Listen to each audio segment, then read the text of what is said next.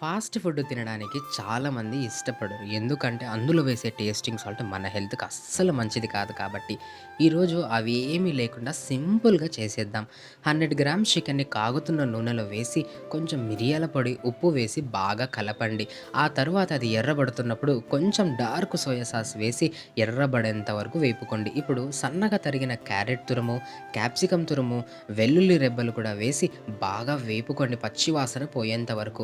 ఇప్పుడు కొంచెమంత కరివేపాకు, సన్నగా తరిగిన క్యాబేజీని కూడా వేసి బాగా పచ్చి వాసన పోయేంత వరకు వేపుకోండి.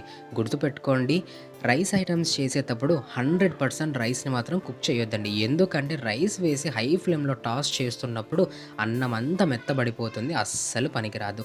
ఇప్పుడు కొంచెం తెల్ల మిరియాల పొడి, వైట్ వెనిగర్, అలాగే ఉప్పు, కొంచెమంత కొత్తిమీర వేసి బాగా కలిపి హై ఫ్లేమ్‌లో అలా వేడి వేడిగా సర్వ్ చేయండి.